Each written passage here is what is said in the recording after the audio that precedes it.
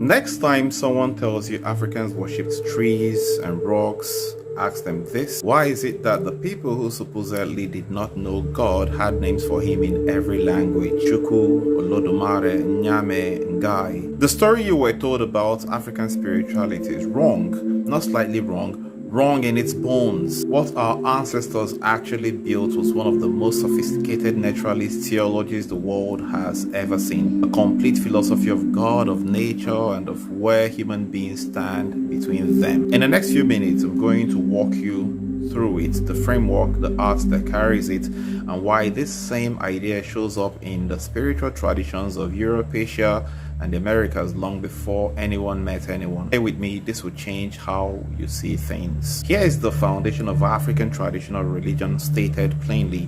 God is the father, nature is the mother. We, human beings, are siblings with everything that nature produces. The trees, the rivers, the animals, the soil, the rain. That is the core. That is what everything else builds on. When you understand that frame, a lot of things start to make sense. Why traditional African communities only hunted for what they needed, why they asked permission before cutting a tree, why they poured libations into the earth before eating. These are not superstitions, they are acts of respect between siblings. You do not destroy your brother's house, you do not take more than your share from your mother's table. This is not animism in the dismissive sense that colonial scholars use the word. This is a coherent theology, a fully developed understanding of the relationship between the divine, the natural world, and human beings. Now, let me address the biggest lie that was told about African spirituality, that we do not believe in God. We absolutely believe in God. The Igbo call him Chukwu, the great source. The Yoruba call him Olodumare. The Akan call him Nyame. The Kikuyi call him Ngai. Every major African cultural group has a name for the supreme being, the one God who sits above all others. What is different, and this is important, is that in African traditional religion, God does not operate alone. There are other forces, other intelligences aligned with God that together govern the universe. Forces that influence health and healing, war and peace, justice, fertility, the harvest, the weather. Among the Yoruba, these are called the Orisha. Jango governs thunder and justice, Oshun governs fertility and love, Ogun governs iron labor and warfare. These are not competitors to God, they are intermediaries, specialized forces through which the divine touches the world. This is not polytheism in the Greek sense, it is hierarchy, a divine family. Now, where do the masks come in? In my book, Within Carved Lines, The Secret Meanings of African Masks, I explore exactly this question. African masks are not decorations, they are not tourist souvenirs, they are spiritual technologies. A mask is a vessel. When a masquerade performer puts on the mask and that costume, something shifts. The human being recedes, the spirit enters. The force that the mask represents, whether it's an ancestor or nature deity, a guardian spirit, becomes present among the living. This is the intersection of art and African traditional religion at its most direct. The art is not illustrating the religion, the art is activating it. Every carving choice carries meaning. The shape of the eyes, the geometry of the forehead, the scarification lines on the cheeks. The mask is a language. And in my book, I'm reading that language symbol by symbol, tradition by tradition. If you want the full breakdown of African masks, their meaning, their spiritual function, their iconography, I have a full video on it here on this channel. Watch that next link is in the description.